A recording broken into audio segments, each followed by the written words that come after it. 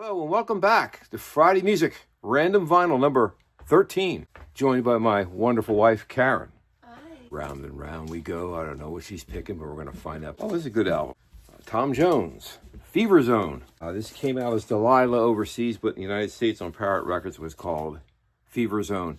And it's a really soulful album, man. I mean, it's a rock and soul album. It's got Wilson Pickett's Don't Fight It, Keep Me Hanging On by the Supremes, Hold On, I'm Coming by Sam Dave, Get Ready by The Temptations or Rare Earth, whichever one you prefer. And, of course, it has Delilah, which was a major hit record for this man. Interesting thing about this album, I guess about, 7-8 years ago, I got a new copy of this, and I was playing it. I was really getting into it, and my life is like this. I really was like listening to the album and saying, wow, one guy I never met was Tom Jones. So we go to Herb Alpert's Vibrato Grill up in Bel Air for a dinner, and it was Herb Alpert's show, which was great. It was a private event, and sitting next to us was Sir Tom Jones. And I had to not say anything because I was freaked out when I heard he was there, because he introduced him in the crowd, and he's introducing all these celebrities. And we have our good friend Tom Jones here tonight. I looked over, he was 2 seats away. And I told him, I went over to him. He was the nicest guy in the world. And we sat there talking literally for about an hour and a half about music and stuff. And after everyone left, we just sat there and had a drink and just talked. And we were talking about this album, and he really loved this album. And I said, I haven't heard it in a long time. I bought a brand new pristine copy. And I said, man, what a great album. We were discussing all the stuff. So my life has always been that. I'll think of a song or a group or something. I wind up meeting them not too long down the road. It's always been that way. And it's been that way since I've been a kid. But and we've met him a few more times since. Great guy, hilarious, actually very funny guy. But seen him a bunch of times, and man, he puts on a great show. If you ever get a chance, go out and see him. He's still performing. I think he's in his mid-80s at this point. And we saw him about a year or two ago at the Hollywood Bowl, and he was just incredible. I would suggest if he comes to town, go see him. Next, this is David Bowie, and this is signed by the man. I met him on the reality tour, thanks to Earl Slick. But anyway, this came out about a year after Ziggy Stardust hit, and me and a couple of my friends, the first concert I probably ever went to was Ziggy Stardust at the Tower. 1973. I skipped school. It was George Washington Day, February 14th or something. And me and my friend Ray and this other guy or two, we took a bus ride, Red Arrow bus, to the Tower Theater to see Bowie, an afternoon show at 2 o'clock.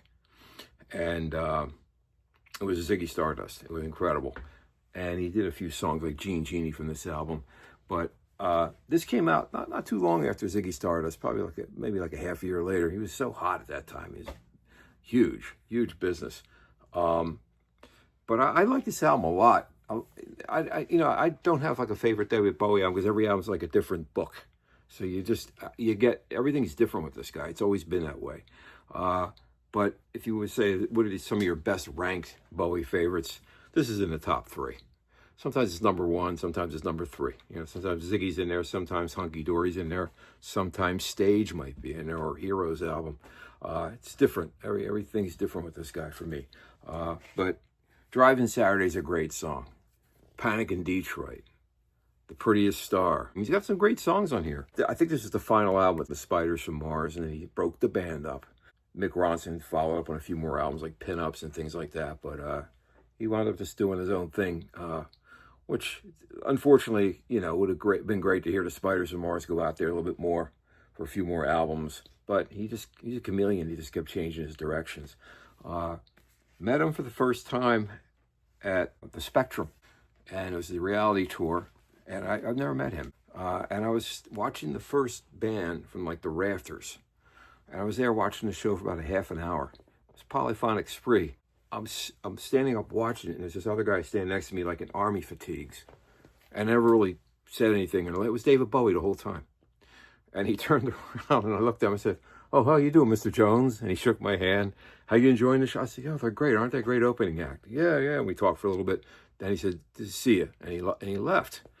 And I was just blown away. I said, "I just met David Bowie. This is too cool."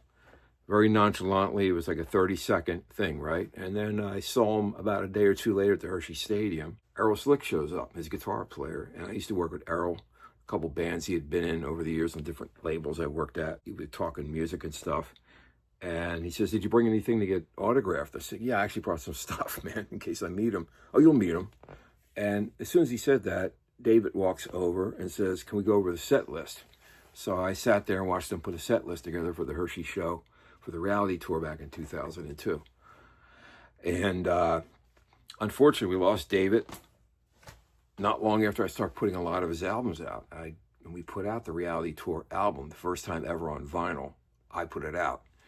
And 10 days before we got to get the box sets assembled and the posters, everything was ready to go, he passed away. And I was like freaked out because we've been putting probably, I think within a year and a half, 2 years, we put about maybe 8 albums out on the guy. All his later things, a lot of the later EMI and early Sony titles. They were so much fun to do, and working with his people and getting all the right mastering and all the cool stuff that went with them.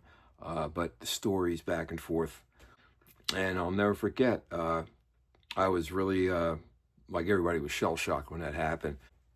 At least I could say I got a lot of David Bowie music out for the first time on vinyl.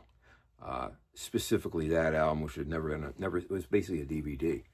And we took the audio and made an album, obviously, from it.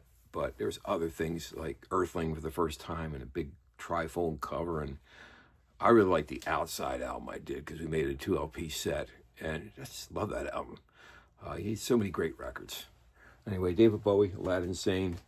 You can't go wrong with this album. Great rock and roll album. Next. Okay. All right, you can see from the back. This is, all right, I'm going to be honest. It's probably my favorite Doors album, Soft Parade. I remember getting this under the Christmas tree with my first, like if you want to call it my first real electric guitar in 1969, I guess. And it's funny, I already had all the singles. Like I had Tell All the People single, I had Running Blue, I had Wild Child, which was Touch Me.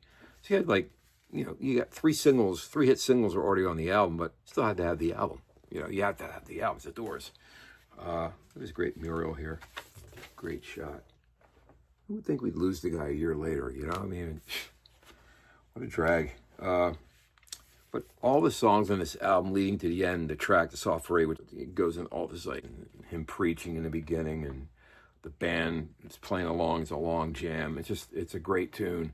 And that's the closer of the album. But of course, that's all the hits. Wishful, Sinful, Do It, Easy Ride. It's just, every song is just a gem. But the Doors Soft Parade, yeah, this is probably my favorite Doors album. It's got a lot of horns in it too, which I like. Touch Me. I love the horns on it, man. And I don't know. I just think it's one of the more impeccable albums from that era. And you can't go wrong with any Doors album. So the Soft Parade, Jim Morrison, the Doors. I got to work with Ray. We had an album of his here right before he passed away. And one of the nicest guys in the world. I remember when Karen was with me, he went to see the Doors of the 21st Century when we first moved here. And he was just very nice. And we wound up putting out one of his albums on CD. And he passed away not too long after that. But long live the Doors, long live Ray Manzarek, Jim Morrison. We still have Robbie, thank goodness, and John Densmore. You guys have a great night, and we'll see you soon. And you're the greatest.